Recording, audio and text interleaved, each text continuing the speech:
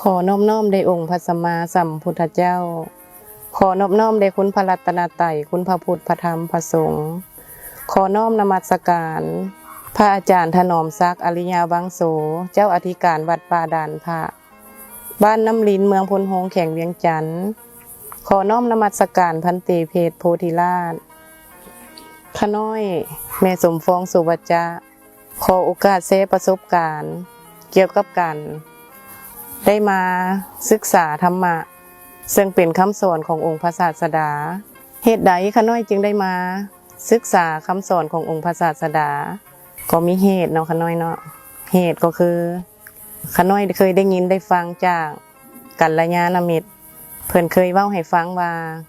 การบูชาต่อพระศาสดาการบูชาด้วยอมิตรบูชานี่เป็นอันดับสองส่วนอันดับหนึ่งที่ว่าบูชาอันสูงสุดคือกรรมฐานหลังจากนั้นขน้อยก็สะกิดใจตลอดมาว่าบูชาอันสูงสุดคือแนวใดเนาะขน้อยก็คล่องใจและญาโตมาขน้อยก็มามีนิมิตฝันซึ่งผู้เป็นมารดาก็คือแม่เพิ่นล่วงลับไปแล้วเพิ่นบอกว่าฝากเงินมาให้ใช้เด้ขน้อยก็เลยความคิดในความคิดตนในความฝันนั้นก็คือเงินในเมืองผีนั้นก็เป็นบุญเนาะขน้อยเนาะหลังจากนั้นคำว่ากรรมฐานนั้นก็พูดขึ้นมาในหัวว่าขน้อยต้องไปปฏิบัติกรรมฐานเพื่ออุทิศบุญนั้นให้แม่แต่พอหลังจากนั้นเข้าไปงานกรรมฐานอยู่วัดป่าซ้ำปักแห่ตลอดเวลา7 วันที่ขน้อยเข้าไปได้ศึกษาธรรมะได้ยินได้ฟังคำสอนของพ่อแม่ครูบาอาจารย์ทุกองค์หลายองค์ที่ขึ้นให้ธรรมะเพิ่นก็จะเน้นเว้าเรื่องภพภูมิเรื่องการให้ทานเรื่องภพภูมิเรื่องอริยสัจสี่ทุกองค์ขึ้นเว้าขน้อยก็เลยใจแล้วเพิ่นก็เน้นอริยสัจสี่ว่าเป็นสิ่งที่เฮาควรรู้และเร่งด่วนที่สุดหลังจากนั้นก็ศึกษามาได้7 มื้อในใจไปตอนนั้นก็คืออุทิศบุญให้แม่แต่ผลที่ได้ออกมาก็คือการสอนตัวเองโดยได้เรียนได้รู้ได้ศึกษาคำสอนของพระศาสดาเกี่ยวกับอริยสัจสี่เฮ็ดให้ขน้อยมีสติปัญญาตื่นขึ้นและได้จากคำว่ากรรมฐานนี้เฮ็ดให้ขน้อยเบาและก็บ่ได้เชื่อเรื่องที่ว่ามีสิ่งนั้นสิ่งนี้มาดลบันดาลให้ได้หรือว่าอ้อนวอนขอได้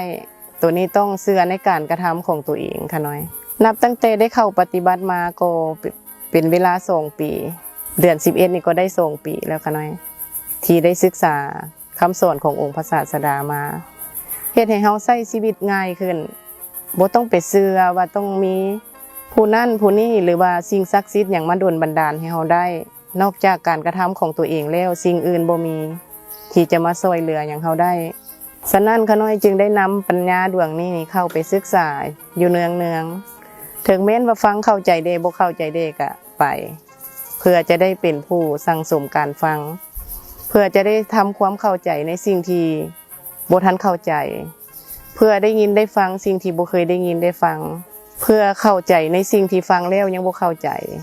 ชีวิตเหลือจากนี้ไปก็จะนำพาภาวะห่างกายที่มันยังแข็งแรงนี่ไปปฏิบัติไปประพฤติไปยินไปฟังพ่อแม่ครูบาอาจารย์ที่ยังมีส่งสาวกปฏิบัติดีปฏิบัติชอบยังนำคำสอนนั้นมาสอนให้เฮาได้ยินได้ฟังถือว่าเป็นโชคเป็นลาภของพวกเฮาแล้วที่ว่ายังมีพ่อแม่ครูบาอาจารย์ปฏิบัติดีปฏิบัติตรงปฏิบัติตามธรรมวินัยและนำมาสอนให้พวกเฮาได้ยินได้ฟังได้ตื่น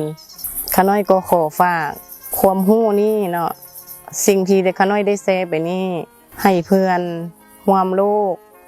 ให้เพื่อนร่วมทุกข์ที่ยังทุกข์ที่ยังหลงที่ยังเชื่อว่าสิ่งอื่นโดนบันดาลให้ได้ให้มายินมาฟังเมื่อได้ยินได้ฟังบ่เฝ้าเชื่อเทื่อก็ได้ให้เอามายินตรงก่อนว่าสมควรเป็นไปได้บ่หรือว่าเป็นไปบ่ได้หรือว่าเพิ่นนำมาสอนบ่ถูกก็จึงทิ่มไปก็ได้ตัวนี้ก็ขอเชิญชวนฝากเพื่อนสนิทเนาะมิตรสหายที่อยู่ใกล้และอยู่ไกลได้เข้ามาศึกษามายินมาฟังว่ายังมีคำสอนที่พวกเฮายังบ่เคยได้ยินได้ฟังนับตั้งแต่เกิดมาแต่ข้าวพ่อก็ยังบ่ค่อยได้ยินได้ฟังอยากให้มาได้ยินได้ฟังค่ะหน่อยอยากให้ฮู้ความจริงเป็นแบบใดสิ่งที่ควรเชื่อและสิ่งบ่ควรเชื่อเฮาจะบ่ได้เป็นคนที่งมงาย